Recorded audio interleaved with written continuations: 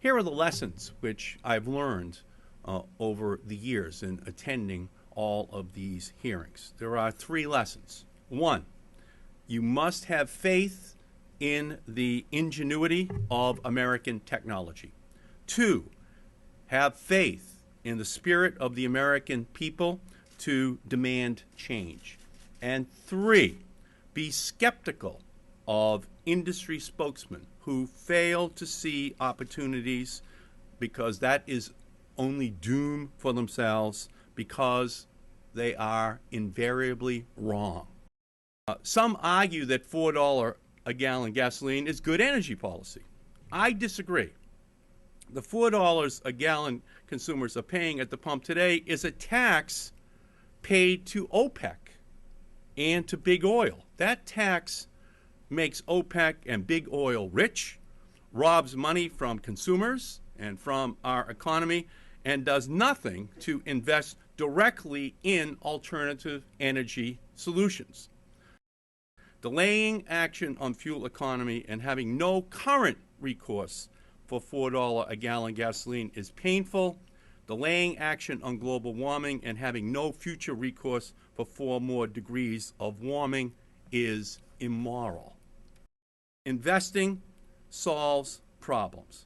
We must invest in the American economy and in American workers and launch an energy technology renaissance that will rival the information technology revolution of the last decade.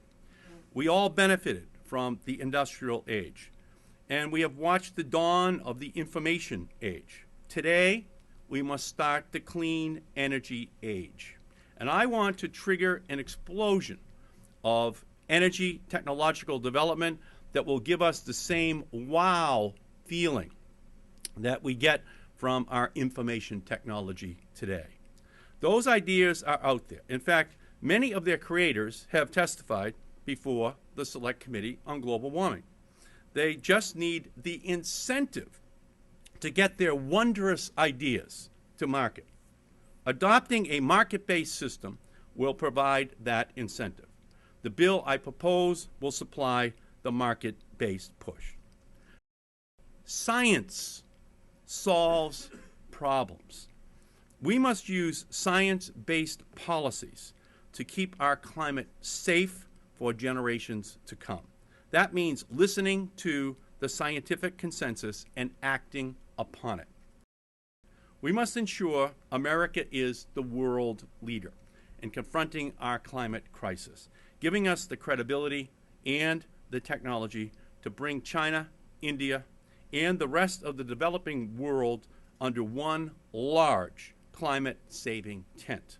We can also gain goodwill by protecting valuable international communities from the danger of global warming, including drought, famine, and flood.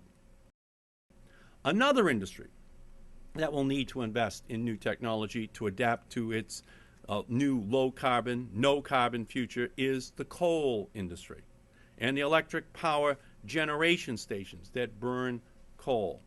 For coal, the International Energy Agency recently warned that, and this is a quote, "A huge amount of investment in unprecedented technological breakthroughs, such as in carbon capture and storage, will be needed to meet the greenhouse gas reduction targets that scientists believe we must achieve by the year 2050. Under my bill, half of the proceeds from polluter auctions flow directly back to consumers, protecting 80% of America's families from increased energy costs while our economy transitions. In fact, 66% of all U.S. households, those earning under $70,000 per year, will be fully compensated, while benefits will be extended up to those making $110,000 per year. Every income level benefits from this bill, as even those in the highest income brackets will receive help making their home more efficient or powered by renewable energy. The EPA is relatively young, born in 1970. Since it started, guided by Congress, the EPA has turned its attention to critical environmental problems. Since the EPA was created, when polluters dumped chemicals into the water, the government said no. When polluters seeped chemicals into our land, the government said no.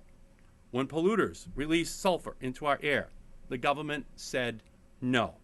But when it came to heat-trapping pollution dumped into the air, well, it's been a free ride for polluters. This is a fundamental failure of the marketplace. Some have called it the worst market failure in history. But those of us who want a safe climate, the iCAP bill I'm introducing is the market's correction for what we've been waiting for and what we've been waiting for. By putting a price on carbon, this bill uses American ingenuity and American technology to propel a fundamental change in our energy future. Science is clear. The planet is sick, but it is not a mystery illness. The cause is global warming. And the cure is not a mystery. Clean energy, political action, global leadership. The only real mystery is whether this generation will be remembered as our climate's doctors who put the planet on a path to a cure. The call of this generation is the call to stop global warming. And today I put forth iCAP as a signal of light for those who wish to stand together in the fight to save our planet. Through science and technology, the will to act, and a cooperative global movement, the likes of which has never been seen, we can heal this sick planet. iCAP will put America at the forefront of this movement, and it is up to the people to decide. During the issues which I discussed earlier, it was the American people who rose up and demanded that their government act. The same thing is happening now. We, in the technology revolution, the information revolution, saw American engineers and entrepreneurs answer the call to invent the future. And they did, improving our society and making America a leader in our global technology revolution. Now America must answer the call to lead the next great technology revolution. That's what my iCAP legislation is all about, taking the innovation actions needed to ensure a greener, healthier, and more prosperous future and protect our precious planet for generations to come.